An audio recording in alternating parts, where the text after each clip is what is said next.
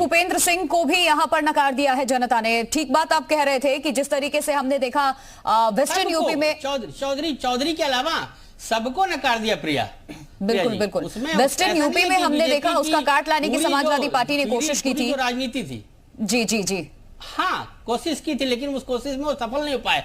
और इस चुनाव से मैं ऐसा नहीं कह रहा हूं कि बीजेपी इससे हतप्रभ हो जाएगी या लोकसभा के चुनाव की तैयारी, लेकिन उसको अपनी तैयारियों को बहुत गंभीरता से इस इलेक्शन के बाद, जो मनीष जी बात कह रहे हैं कि वो गहन अध्ययन करेंगे, चिंतन करेंगे, मनन करेंगे। इस चिंतन मनन के लिए जो इंडिया का अलायंस है, जिसने पीडीए पे बहुत अच्छा वर्क किया है, उसको वो बीजेपी को वो ये सोचने पे मजबूर कर देगा कि आखिर किस तरह की रणनीति 24 के लोकसभा चुनाव में उनको अपनानी होगी, क्योंकि उत्तर प्रदेश में इसके बाद मुझे नहीं लगता है कि कोई चुनाव होगा 24 के पहले। ठीक है, हिलाल नबी का मैं रुख कर रही हूँ क्योंकि सर बात देखिए उत्तर प्रदेश की यहाँ पर जरूर हो रही है, लेकिन हम ध्यान में रख करके आगे बढ़ रहे हैं कि लोकसभा चुनाव पर इसका असर पड़ेगा या फिर जिस तरीके के अलायंस इस वक्त देश में देखने को मिल रहा है, आईएनडीआईए गठबंधन एक तरफ है एनडीए गठबंधन, तो क्या इसका इम्पैक्ट जो उत्तर प्रदेश में हुआ, आज एक सीट पे समाजवादी पार्टी की जीत दर्ज हुई और चेहरे पर लोगों ने वोट नहीं किया है, पार्टी को वोट किया है, ये जनादेश जनता ने यहां से दिया है, तो इसका असर सीट शेयरिंग पर भी आगे होगा क्या? लोकसभा चुनाव के लिए भी समाजवादी पार्टी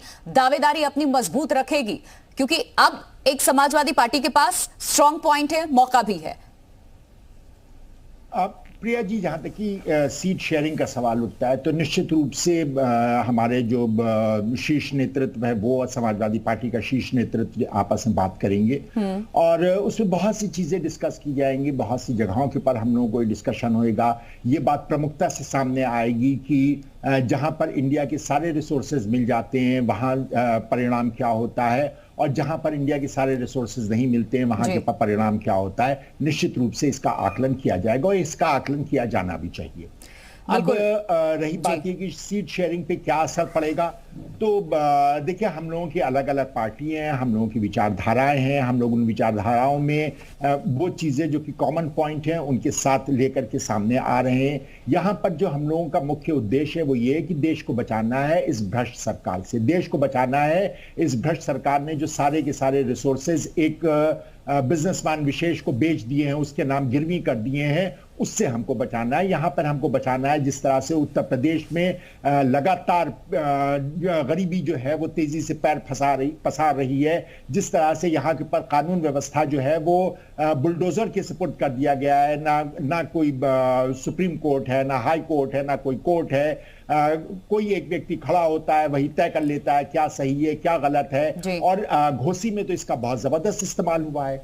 तो जनता ने जो वहां पे वोट दिया है इस चीज को भी देखा जाएगा कि वहां पे किस प्रकार से वोट दिया है। तो आज की तारीख में जो हमारा इंडिया का गठबंधन है वो इस बात के ऊपर ज्यादा जोर दे रहा है कि हमको देश बचाना है, हमको यहाँ के ऊपर व्याप्त जो भ्रष्टाचार है उससे बचाना है, ना कि इस बात से कि कौन कितनी सीट शेयर करेगा। निश्चित रूप से सीट शेयरिंग होगी, उसके अंदर सबको अपनी अपनी तरफ से त्याग करना पड़ेगा, बगैर त्याग किए हुए शेयरिंग जो है वो आसान नहीं होगी। और हम ये समझ सकते हैं कि जो हमारा नेतृत्व है या जो समाजवादी पार्टी का नेतृत्व है वो इतना परिपक्व है कि वो 2, 4, 6 सीट इधर उधर हो जाने की वजह से इस गठबंधन को कमजोर नहीं करेंगे।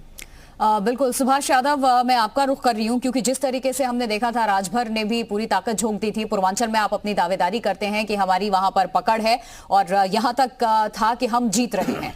हर पार्टी देखिए चुनाव से पहले प्रत्याशी उतारती है तो प्रोत्साहित उसको करती है और दावेदारी करती है, लेकिन जनादेश बिल्कुल उलट आया। तो अब सवाल ये उठ रहे हैं कि क्या दारा सिंह या ओम प्रकाश राजभर को आगे भी मंत्री बनाया जाएगा?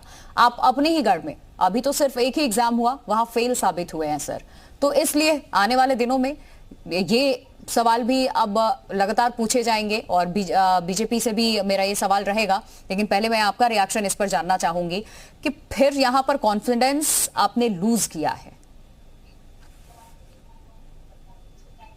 देखिए प्रिया जी, जो भी वहाँ का परिणाम था उसके बारे में हम लोग समीक्षा करेंगे, वहाँ पे क्या कमियां रह गई थी, क्या त्रुटियां रहेगी, उसको दूर करने का हर संभव प्रयास किया जाएगा। लेकिन जो मंत्री की बात हो रही है, मंत्री पद की लालसा सुहेलदेव भारतीय समाज पार्टी को है नहीं, लेकिन जिस प्रकार के प्रश्न चिन्ह खड़ा किया जा रहे हैं, सिर्फ एक चुनाव से आप किसी व्यक्ति की काबिलियत को नहीं आंक सकते। घोषी उपचुनाव से अगर विपक्षियों को यह समझ में आ रहा है कि नहीं सुहेलदेव भारतीय समाज पार्टी का अस्तित्व खतरे में या माननीय ओम प्रकाश राजभर जी का जनाधार खत्म हो रहा है, तो ये उनकी बहुत बड़ी भूल है।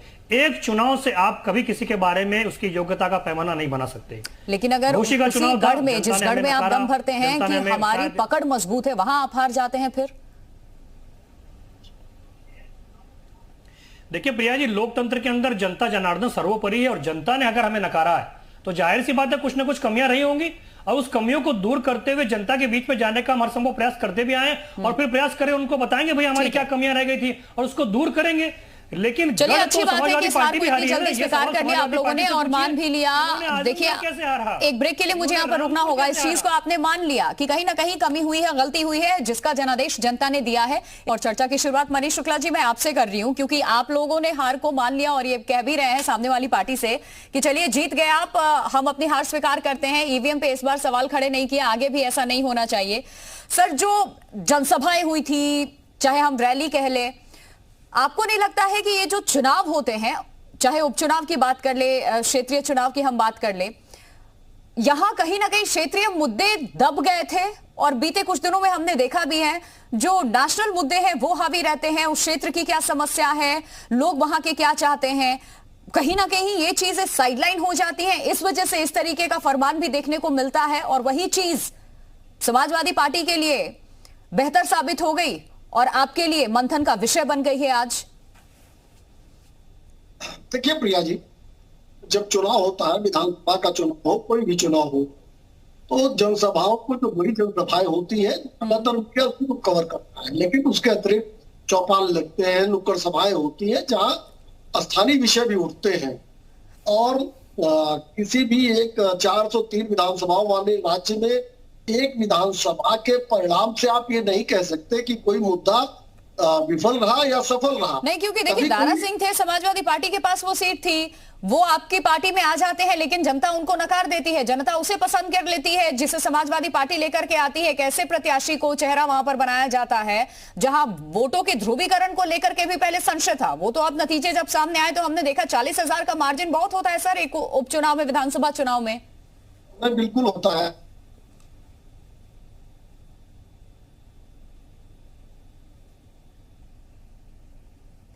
चलिए, टेक्निकल इशू की वजह से मनीष जी की आवाज नहीं पहुंच पा रही है। जी जी बोलिए। सुधाकर सिंह चुनाव विजय राजभर से हार गए थे, तो तमाम परिस्थितियां हैं जो बदलती है। मैंने फिर कहा कि 2022 में, लेकिन वो सीट हम लोग हार गए थे। तो इस परिणाम का असर उत्तर प्रदेश में जो विधानसभा में भारतीय जनता पार्टी के सदस्य हैं उसकी संख्या पर कोई नहीं है, लेकिन हम हर जीत और हार की मीमांसा करते हैं, क्योंकि हम अहंकार वाले दल के लोग नहीं हैं कि हार जाएं तो किसी और पर ठिकरा फोड़ दें और जीत जाएं तो अपना श्रेय ले लें। हम हार और जीत को दोनों संभाव से स्वीकार करते हैं। हमारी हार हुई है क्योंकि हमको 80 सीटें उत्तर प्रदेश में लोकसभा की जीतनी है, इसलिए घोषी का जो परिणाम है उसकी सभी कारणों की समीक्षा करेंगे, मीमांसा करेंगे, उसको दूर करेंगे और उसका असर 2024 के लोकसभा के चुनाव में न पड़े, इसके लिए पुख्ता इंतजाम करेंगे। ठीक है, नाहिद लारिक खान। देखिए, सबसे पहले तो मैं इंडिया गठबंधन में जितने दल, चाहे कांग्रेस हो या अन्य दल, जिन्होंने समाजवादी पार्टी का घोषी उपचुनाव में समर्थन दिया, मैं सभी का धन्यवाद भी देना चाहती हूँ। अभी जो है मनीष जी कह रहे थे कि केवल एक विधानसभा चुनाव, एक नहीं, मैनपुरी के 5 विधानसभा चुनाव, खतौली का 1 और ये घोसी का 1, अब हो गए 7 विधानसभा चुनाव जिसमें बीजेपी की बुरी हार हुई है, करारी हार हुई और समाजवादी पार्टी का परचम लहराया। अभी तक सारी चैनल्स, जितने चैनल्स हैं और बीजेपी सहित सब कहते रहे कि 2024 का लिटमस टेस्ट है, अब ये ट्रेलर है, ये जो घोसी का उपचुनाव है, इसी से पता चलेगा कि 2024 में क्या होगा, उत्तर प्रदेश में क्या जनादेश जाएगा। अब तो उत्तर प्रदेश की जनता ने सिर्फ ये घोसी उपचुनाव थोड़ी, अभी जिला पंचायत मैंने उपचुनाव आपको बताए, और मैनपुरी से लेकर पश्चिमी उत्तर प्रदेश, खतौली और फिर ये पूर्वांचल, घोसी, सब जगह जनमानस ने ये जो है स्पष्ट संदेश दे दिया है कि उत्तर प्रदेश से भाजपा को भगाओ और 80 की 80 सीटों से भाजपा को हराओ और देश को बचाओ।